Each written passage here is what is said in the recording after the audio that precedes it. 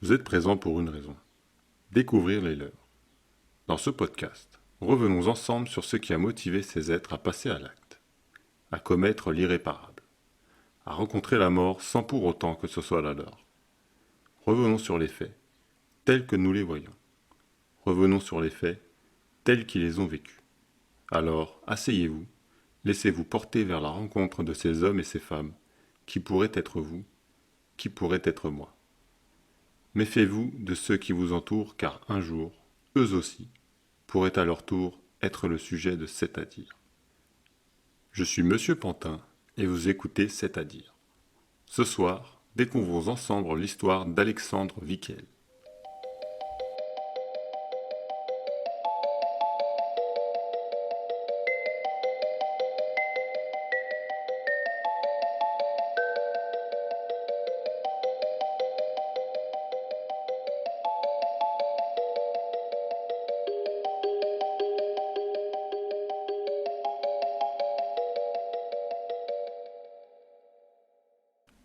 Le 16 septembre 2008, alors que l'ensemble du pays souffre des conséquences de la crise économique, Pierre Bernier semble contrarié. Patron de son garage automobile à Cavignac, les affaires vont mal. Le voilà maintenant fumant frénétiquement les dernières cigarettes de son paquet acheté le matin même. Seulement, la source de ses ennuis n'est pas monétaire, mais ne relève que d'un homme, Alexandre Vickel. L'employé, tout juste sorti des bancs d'école, est incapable de produire du travail satisfaisant. Plus encore, il se comporte comme un jeune adolescent ne supportant pas l'autorité et allant même jusqu'à tenir tête aux clients. Dans un village, les ragots circulent rapidement et le garage n'a désormais plus bonne réputation. L'heure est grave pour Pierre Bernier. S'il ne vire pas Alexandre Vickel, il pourra mettre la clé sous la porte. C'est pourquoi, ce 16 septembre, Pierre Bernier est encore au garage après la fermeture. Agacé, il attend Alexandre en retard pour signer sa fin de contrat. Le voilà enfin qui arrive vers 22 heures. Pas le moins du monde désolé. Dans le bureau, la tension se fait ressentir entre les deux hommes. Ils se tiennent de chaque côté de la pièce silencieux. Seule la tour du vieil ordinateur se fait entendre. Pierre Bernier regarde son ancien employé, tournant nonchalamment les pages du contrat. Il sait qu'une fois le document signé, ses contrariétés disparaîtront, permettant au garage de se faire une nouvelle image. Les villageois n'auront plus qu'à plaindre le pauvre homme ayant eu le malheur de proposer un emploi à la délinquance. On admirera son courage de l'avoir gardé aussi longtemps et le gratifiera d'un sourire compatissant lorsqu'il racontera les adversités qu'il a traversées. Finalement, embaucher Alexandre Vickel n'avait pas que du mauvais. Après tout, il lui assurait un beau coup de publicité. De plus, le jeune n'était pas resté suffisamment longtemps pour produire des dégâts irréparables. Alors que le patron était dans ses rêveries, imaginant déjà le futur de son garage, il n'avait pas vu Alexandre Vickel se lever de sa chaise. Il ne l'avait pas non plus vu sortir une arme de son sac. Il n'avait pas non plus eu le temps de voir la balle s'approcher de sa personne avant qu'elle ne se loge dans sa poitrine, lui coupant finalement le souffle. Il était 22h13 et le village silencieux s'endormait doucement. Pierre Bernier se demandait, en fermant les yeux, s'il serait l'objet des murmures du lendemain. Chers auditeurs, c'est finalement le lendemain après-midi que le cadavre de Pierre Bernier a été découvert par l'un de ses employés. Comme il se l'était imaginé, l'ensemble du village s'est rassemblé pour rendre hommage à l'homme dont la gentillesse a été le seul crime. Les médias se sont rapidement emparés de l'affaire plaignant, selon les dires des villageois, le portrait d'un homme volontaire et engagé dans la vie de la commune. La Gazette locale a quant à elle produit un article sur l'ancien patron, intitulé « Pierre Bernier, l'hommage d'un village en deuil ». On y décrit notamment l'émotion des habitants de Cavignac. Pourtant, dans cet article, on y trouve des propos pour le moins étonnants. Le discours de certains commerçants et habitants laisse en effet croire que le meurtre de Pierre Bernier n'était pas une surprise. Finalement, les doutes des villageois se sont vite avérés justifiés. Alexandre Vickel a été interpellé le lendemain alors qu'il tentait de fuir en passant la frontière espagnole. Ses empreintes ont été retrouvées sur le lieu du crime et les témoignages de plusieurs riverains ont permis de prouver son implication dans l'affaire. Finalement, les forces de l'ordre ont réussi à obtenir ses aveux, comme l'explique le média TCA.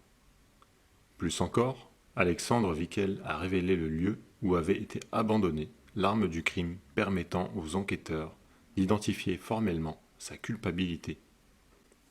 Enfin, lors d'une perquisition faite à son domicile, la présence de vêtements portant du sang a été relevée. Plus tard, la police scientifique en charge de cette affaire a confirmé que le sang appartenait bien à Pierre Bernier. La disparition des armes du criminel reste quant à elle un élément qui a effrayé l'ensemble des villageois. La collection a été retrouvée seulement 2 semaines plus tard, cachée dans un abri de chasseurs au milieu des bois. Si les armes n'avaient pas été retrouvées et Alexandre Vickel interpellé, nous ne pouvons qu'imaginer ce qui aurait pu se produire. Plus qu'un coup de folie, chers auditeurs. Alexandre Vickel semblait donc avoir prémédité son crime. Mais ce passage à l'acte ne pouvait-il pas être évité ? Comment se fait-il qu'un jeune homme aussi tourmenté puisse avoir en sa possession des armes à feu ? La police n'aurait-elle pas dû être informée dès que les premières menaces ont été proclamées ? Pourquoi donc un village entier a passé le comportement violent d'Alexandre Vickel sous silence ? Ici, nous pourrions mettre en cause l'isolement dans lequel s'est enfermée la commune. L'influence du père du jeune homme a peut-être joué sur le comportement des villageois. La solidarité des habitants aurait alors joué le rôle d'œillère, les poussant à rester aveugles face à la menace que représentait Alexandre Vickel. Monsieur Bernier est-il finalement victime d'un meurtre qui aurait pu ne pas avoir lieu ? L'image du village et les relations entre les individus n'ont-elles pas un rôle à jouer dans cette affaire ?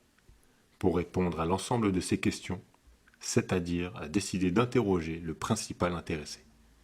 Voici donc en exclusivité une interview avec Monsieur Vickel. Bonjour Monsieur Vickel. Tout d'abord, pouvez-vous revenir sur vos relations au sein du garage ? J'ai pas choisi de bosser là-bas. Mon vieux voulait que je me trouve un emploi pour que je me tienne tranquille et que le village m'oublie un peu. J'avais fait quelques conneries pendant l'été comme voler un vélo ou taguer le mur de la mairie.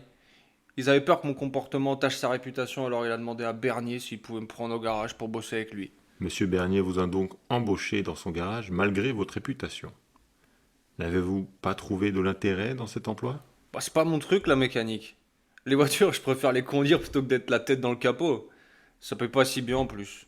Pas de quoi rester silencieux lorsque les clients venaient me gueuler dessus, comme si c'était ma faute que leur auto tombe en panne. En parlant de clients, il semblerait que vous avez souvent eu des différends avec ceux du garage. Monsieur Bernier vous a-t-il réprimandé ?